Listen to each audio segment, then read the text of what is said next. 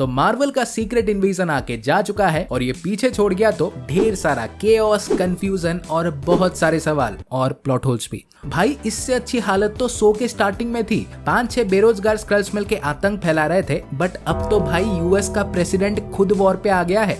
But जो भी हो, ये सीरीज भाई एमसीयू के लिए मैसिव था, सो क्लियर करना तो बनता है क्योंकि मार्वल जो काम नहीं करती वो हम करते हैं। सो इसीलिए आज हम इस पूरे सीरीज के कुछ मेजर अनआंसर्ड क्वेश्चंस के जवाब जानेंगे। सो जल्दी से लाइक ठोको, शुरू करते हैं। तो भाई पहला सवाल जो थैनोस की चचेरी चाची भी जानना चाहती है कि जेम्स रोड्स और एवरेट रॉस कब से स्क्रल्स थे, इनका स्विच एग्जैक्टली कब हुआ था। तो रोडी का तो भाई मार्वल ने खुद ही टीज कर दिया था कि probably Captain America Civil War के दौरान ही स्क्रल्स ने उसे उठाया होगा, बिकॉज वो उसी सेम हॉस्पिटल गाउन में ही दिखाई दिया जिसको उसने सिविल वॉर में पहना था। इवन इस चीज को जो और सॉलिड भी बना देता है ना कि एंड गेम में भी इसके 2 प्रॉपर हिंट्स मिले थे। पहले तो आपको याद ही होगा कि ये रोडी एक बेबी थैनोस को मारने की बात बोला था, जो कि असली रोडी बाय द वे एक बच्चे को मारने की बात तो कभी नहीं बोलेगा। देन दूसरा, जब मोरैग में नेब्यूला रोडी को बोलती है ना कि मैं हमेशा से ऐसा नहीं थी, तो रोडी भी इसका रेस्पॉन्स देते हुए बोलता है कि मैं भी। सो हो सकता है कि यहाँ पे प्रोबेबली रावा रिलेट करके बोली होगी कि रोडी बनने के बाद ना कि ओनली उसका फिजिकल अपीयरेंस बट ऑल्सो उसका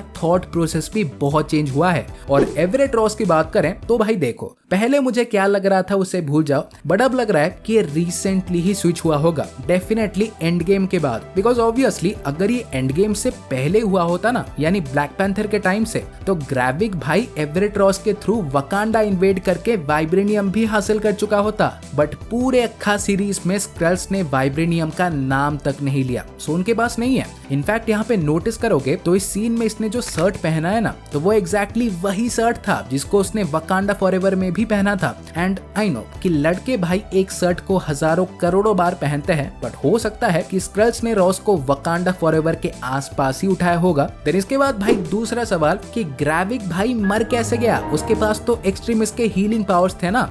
तो पहले तो भाई देखो, ये जो पावर्स है ना, ये एक टाइप के टर्न बेस्ड सिस्टम पे काम करते हैं। लाइक सारे पावर्स भाई हर टाइम पे एक्टिव नहीं रहते, सो इसीलिए ही वो स्विच कर करके लड़ रहे थे। और अगर भी ऐसा नहीं हो तो भाई एक्सट्रीमिस का भी एक लिमिट है कि वो कितना हील कर सकता है। बिकॉज आपको याद हो तो आयरन मैन 3 में भी टोनी ने एग्जैक्टली ऐसे ही एक एक्सट्रीमिस्ट सोल्जर को मारा था। सो हो सकता है कि एक सर्टेन लेवल ऑफ एनर्जी से हिट होने के बाद ये एक्सट्रीमिस्ट का फैक्टर पूरी तरह से न्यूट्रलाइज हो जाता है। देन इसके बाद अगला सवाल है कि ये सुपर स्कल्स जिन कैरेक्टर्स में स्विच होते हैं ना, लाइक ड्रैक्स हो गया या इबोनिमॉम, तो वो उनके टैटूज और रिंग्स को कैसे कॉपी कर रहे थे, ये थोड़ी उनके डीएनए में था। तो भाई बहुत सिंपल है, हार्वेस्ट सीरम के कारण तो वो उनके पावर्स को अनलॉक कर रहे थे, बट इसके साथ उनकी नेटिव एबिलिटी यानी शेप शिफ्टिंग के हेल्प से वो उनके डिट्टो अपीयरेंस को भी कॉपी कर रहे थे, जो कि नेसेसरी तो नहीं था, बट उनकी एक हैबिट बन चुकी है कि पूरा कॉपी मार दो। जैसे कि इस सीन में ग्रेविक जब हल्क के पैर से किक मारता है ना, तो उसने हल्क के पैरों के साथ उसके पर्पल का छोप लिटरली उसके शॉट्स को भी कॉपी कर लिया था। फिर इसके बाद भाई अगला सवाल कि गाया जो कि एमसीयू में one of the most powerful character है करंटली,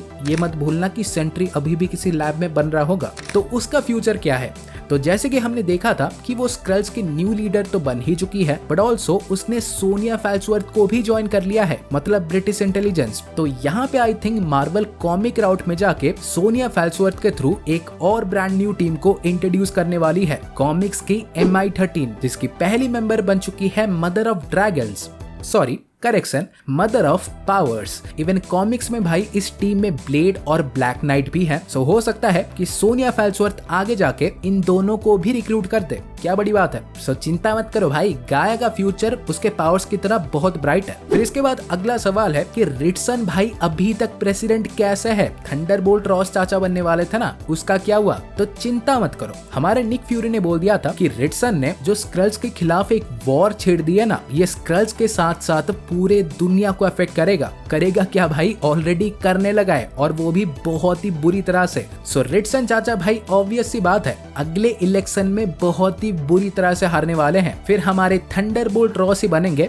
यूएस के नए प्रेसिडेंट, जो कि बता दूं कि और भी बदतर होगा। फिर इसके बाद भाई अगला सवाल है कि स्क्रल्स का इन्वेजन 6 एपिसोड्स में कैसे खत्म हो गया। तो सर घंटा कुछ नहीं हुआ, चीजें उल्टा एस्केलेट हो चुकी है। ये हमारे एक आंख वाले निक फ्यूरी तो निकल लिए, बट अभी भी अर्थ में लाखों स्क्रल्स हैं। लाइक एंड में आपने वो सीन देखा होगा जो कि काइंड ऑफ थोड़ा कंफ्यूजिंग था, लाइक कॉन्टेस्ट कुछ दिया ही नहीं। बट भाई मैं किस लिए हूँ बता देता हूँ ना। लाइक इस जाइनॉर्मस हॉल में पता नहीं भाई हजारों या प्रोबेबली लाखों इंसान थे कुकून्स में। सो अभी भी भाई लाखों स्क्रल्स इन्हीं लोगों का ही अपीयरेंस लेके अर्थ में ऑपरेट कर रहे हैं। और हमारे रिडसन चाचा के अनाउंसमेंट के बाद तो वो भाई डर के और भी एग्रीवेट हो गए होंगे। So this is far from over. क्या पता सीजन 2 आ जाए। फिर इसके बाद भाई फाइनली आखिरी सवाल कि सीक्रेट इन्वेजन फ्यूचर के प्रोजेक्ट्स को भाई कैसे सेटअप करता है। तो पहले तो भाई हमारे प्रेसिडेंट रिडसन का प्रोपागेंडा सीधा सीधा कैप्टन अमेरिका 4 बहादुर नई दुनिया और थंडरबोल्ट्स को सेटअप करेगा, बिकॉज ऑब्वियसली उसके इस डिसीजन ने पूरे यूएस को एक तरह से आइसोलेट कर दिया है पूरे दुनिया से। सो इसके कंसिस्टेंट इफेक्ट्स हमें यहाँ पे देखने मिलेंगे। फिर इसके बाद हमारे रोडी का अभी तक कुछ भी ना जानना, थैनोस का स्नैप, एंड गेम, टोनी का मरना, ये सब उसे बहुत ही बुरी तरह से हिट करेगा। और आर्मर वॉर्स में भाई हमें एग्जैक्टली यही देखने मिलेगा कि वो कैसे अब रियलिटी को कैचअप करके इन सब से डील करता है। एंड फाइनली एंड में फ्यूरी ने जो क्री वालों का एक पीसफुल समिट के बारे में बोला था ना, तो वो भाई सीधा सीधा कर देगा सेटअप द मार्वल्स को। बिकॉज ये जो अत्यंत ही पीसफुल समिट होने वाला है स्क्रल्स और क्री वालों के बीच, तो वहां पे भाई डार्बेन और कैप्टन मार्वल भी मौजूद होगी, दो ऐसे बहुत ही शांति प्रिय लोग जो कि हिंसा में मानते ही नहीं। सो समझ लो कि समिट में क्या होगा। तो हाँ गाइस, आज के लिए बस इतना ही था। और वीडियो पसंद आई हो तो लाइक ठोको यार, कब ठोकोगे। और ऐसे ही अमेजिंग कंटेंट और मार्वल और डीसी के लेटेस्ट अपडेट्स और न्यूज के लिए चैनल को सब्सक्राइब कर दो। और सीक्रेट इन्वेजन को लेके अगर आपके कुछ थॉट्स और थ्योरीज हैं तो बता दो। और इसके साथ मैं आपसे मिलूंगा अगले वीडियो में। सो गाइस, तब तक बाय और टेक केयर।